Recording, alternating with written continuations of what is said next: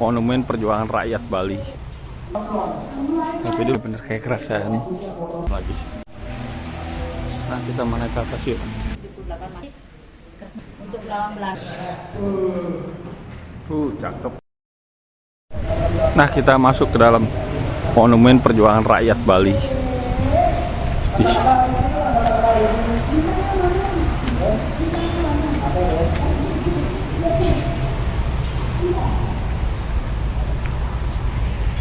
Ini yang tampak dari sebelah sisi kiri saya.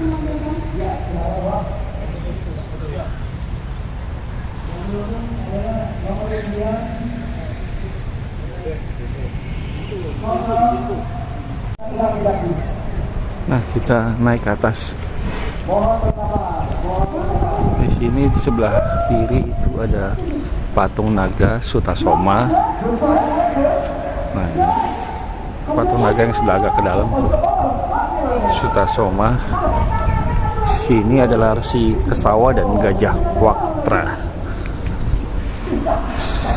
Kita masuk ke baris kedua. Ada kolamnya. Kita naik dulu ke atas.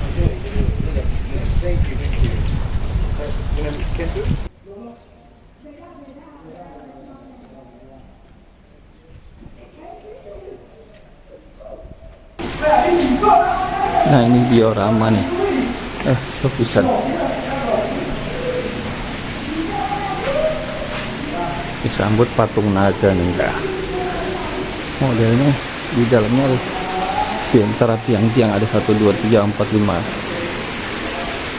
Ikan nih, Bom. 6 ada kolam ikan. Ada 8 ikan koi.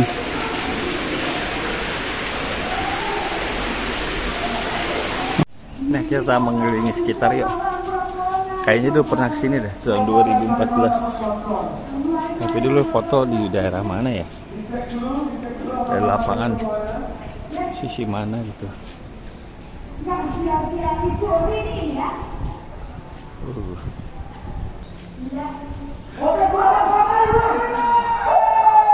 Aduh, lagi ramai sekali, lagi ada acara di bawah.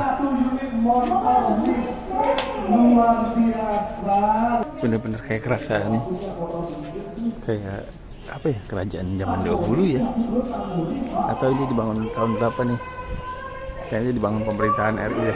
Kita tanya aja nanti kali ya, cari informasi. Tuh pintu-pintunya.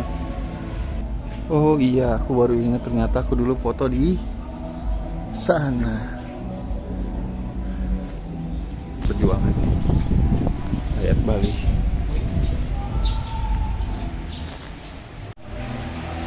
Nah, kita mana ke atas yuk.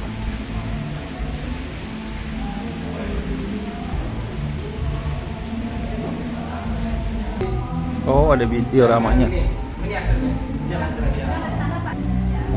Selamat datang ya Bapak di Monumen Perjuangan Rakyat Bali, atau yang dikenal dengan nama Badro Sandi. Mungkin Bapak baru pertama kali di sini? Baru ya. Iya, baru pertama kali. Saya Agustini Pinate, dipanggil Ibu Ani. Saya kebetulan pemandu di museum ini, Bapak. Iya. Mungkin nanti kalau Bapak ada waktu lama, mungkin saya jelasin habis. Kalau nanti misalkan buru-buru, tidak apa, selesai. Bapak saja, oke?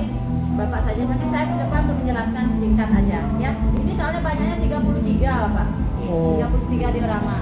Jadi karena Bapak pertama kali berkunjung ke sini, jadi monumen ini dibuat itu tahun 81, Bapak.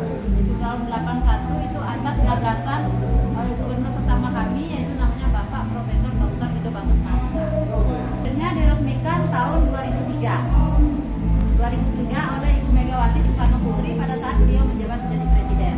Pada saat pesta kesenian Bali yang ke-25, mungkin di sini mereka sudah menetap hidupnya, tadi berpindah-pindah. Masih nomaden. Di sini sudah menetap hidupnya, punya ide membuat sarkofagus. Ini sarkofagus namanya, Pak. Sarkofagus itu tempat menyimpan mayat. Itu di tahun 778 Masehi. Kemudian prasasti Sukawana. Sukawana ini nama desa yang ada di Bangli. Yang ada di Bangli atau nomor 4 Resi Markandea.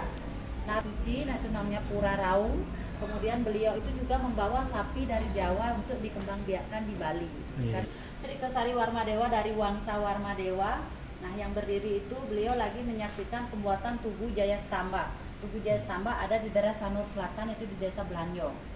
Jadi di Bali kita mengenal konsep Kahyangan 3 dari Empu Kuturan. Empu Kuturan inilah yang di Bali artinya membawa paham Trimurti, Bapak. Trimurti itu seperti Brahma, Wisnu, Siwa yang kami percaya sampai saat ini. Ada Brahma, Dewa Brahma sebagai pencipta, kemudian ada Dewa Wisnu sebagai pemelihara, dan Dewa Siwa sebagai pelebur. Yang Sri Astasura Ratna Bumi Banten pada tahun 1338 Masehi.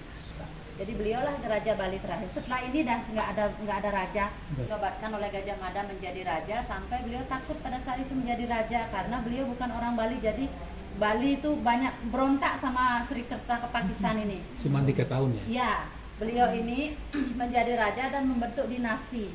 Dinasti namanya dinasti Dalem. Jadi anak Sri Krishna Kepakisan namanya Dalem Ketut Bulesir. Tadi saya bilang kan bentuk dinasti Dalem. Jadi anaknya namanya ada Dalemnya. Bali dengan namanya yang berbeda. Bukan yang Nirata namanya Adan, manggilnya Ida Pedande Wawurawu. Kemudian ada namanya Dang yang Dwi Jendra. Kalau beliau datang ke ke Lombok, beda lagi namanya, ada Tuan Semeru namanya beliau. Kemudian itu adalah peninggalan kerajaan Kelungkung pada saat itu, dan artinya sampai sekarang masih kita bisa nikmati. Pati Jelantik ini, Raja Buleleng ini ada di dekat Pantai Sangsit daerah Buleleng. Perang Jagaraga ini nama desa yang ada di Buleleng. Nah, setelah Patih Jelantik merobek Surat itu, Belanda marah, akhirnya timbullah perang.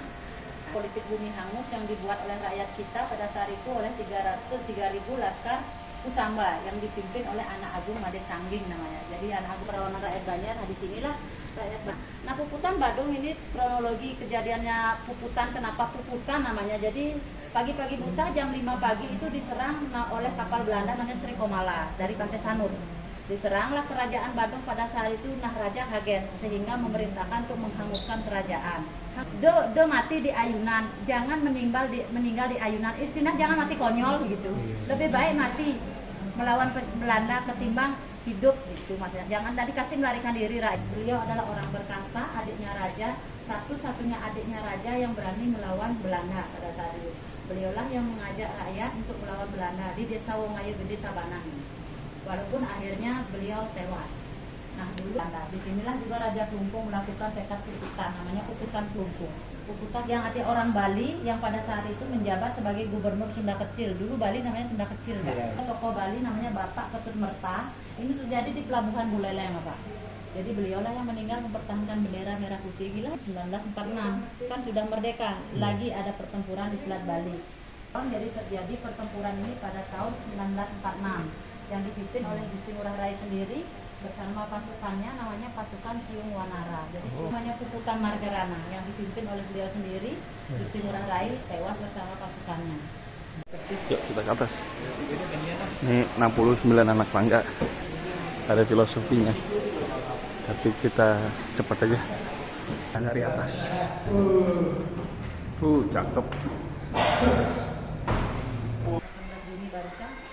Oh, foto-foto jadulnya ya.